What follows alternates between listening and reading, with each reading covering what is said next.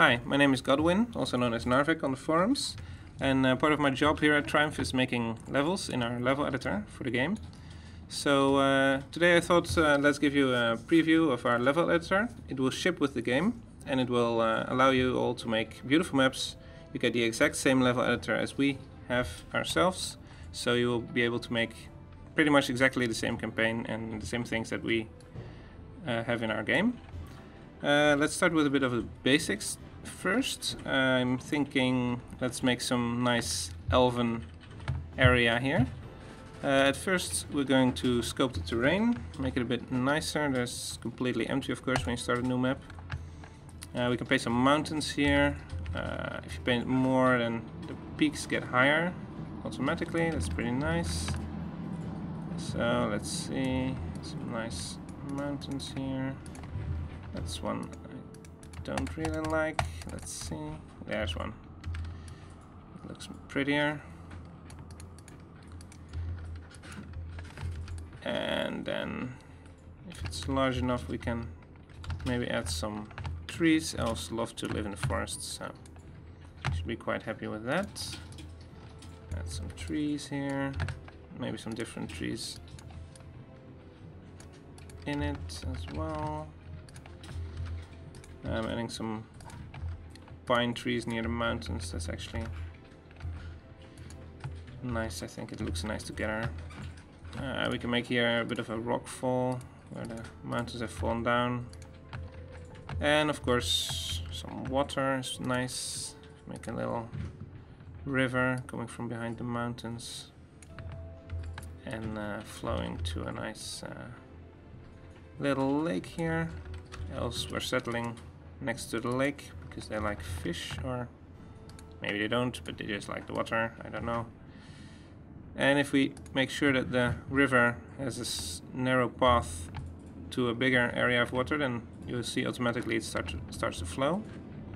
So that's also pretty nice. So automatic. Then of course our elves will need a place to live in. So let's see, give it a structure, a city. Let's put it right here. Right now it's all random, so every time you start up the map you get a different race, a different size. But we wanted elves, so I'll just put down here high elf race. And as size I'm thinking maybe something like a city, quite big.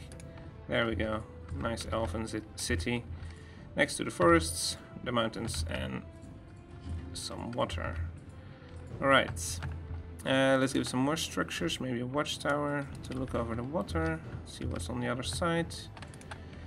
And some mana nodes, of course, elves like mana since it's next to water. Let's make it a water node. Of course some income, always need income, so gold mines would be good for that. I like to place gold mines near mountains because it sort of makes sense in my head. If I can find them. The icons have changed recently. Whoa, this is the new icon for the gold mine. Alright, some gold mines here. And yeah, that looks good already. Maybe add some bit more relief. I don't know what the English word is, but some height differences. Make sure that it's a bit more natural, a bit less like a flat pancake. And maybe add a little road going somewhere. You can let it go around the lake here, curl around here, going somewhere else. Let's see. Where does the road lead? Maybe it leads to a goblin city in the neighborhood. Let's place down the city first. There we go. We select the race again. Resource goblin. Size a bit smaller. Make it a village. And goblins, they actually like to live in swamp. They get a bonus from that in game, so let's give him a bit of that. They should be happy with that. Alright. And maybe some of these swamps to break up the looks. And some normal empty swamps.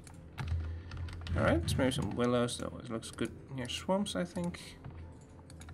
And near water, actually, as well. And then maybe some danger on the road. If we want to go to the goblins, we must encounter a obsidian dragon. They're actually in-game, they wouldn't be visible since they are concealed in the swamp. So it will be a nice surprise for anybody following this road. And let's say that it's found a stash of gold and that it's guarding that. Or maybe 2 stashes. No, that's a bit too much. Alright. That's pretty nice. Now we need to give the cities a leader, since you'll be playing a leader, and if you make this just for independence, not a whole lot you can do then. So let's place down our leader somewhere in the city. You can already give the city to our leader, of course. Would help. And for the goblins, we'll give it to the other player. There we go, player 2. Place it in the city. And some units to defend themselves. Also, some normal units will spawn by default. If you just leave the city empty like I did now, they will get defended anyway. You will have to switch it off if you don't want that. It's also possible, of course. Actually not doing it the most efficient way. I can also change the player here. Let's do that for the elves. Give them a bit of a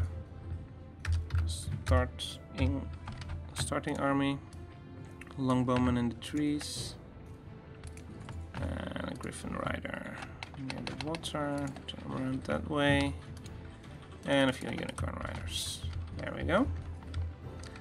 Now we might be ready to see what this can do. Oh, maybe actually I will show you something else. We have a lot of different climbs, and it's really easy to change the theme of the land. Just take a big brush size, choose convert to theme, and there you go. Everything is Arctic, or everything is volcanic, and all the looks will automatically be updated. So let's not ruin the nice elves and just keep them in temperate, but let's make blighted swamps for the goblins there. There we go. It's all pretty easy to do, pretty simple, lots of things to do. You can also try to enhance the map a bit, make it give it a unique look. We have a lot of different decorations we can use for that. Let's see, maybe some statues here. You have special ones for in the corner. There you go. And maybe some torch lights. I don't know. It doesn't really look good. Remove that tree there. Alright. And let's make the road go through that, actually. So, that's the entrance to their domain. So they have some torches to guard the swamp. To guard them from the swamp, actually. There's quite a lot of decoration we can place. We can place some bikes with skulls here for the goblins. And maybe some bigger bones here. A lot of creatures have sunken in the city, in the swamp, and died. We have some mysterious mists maybe here around the obsidian dragon. Maybe his breath causes the mists. And we have some lights we can put in here. There. So we can now, if we want to try this out in game, we just click save and play, and it will launch the game, and we can try to see how it looks there.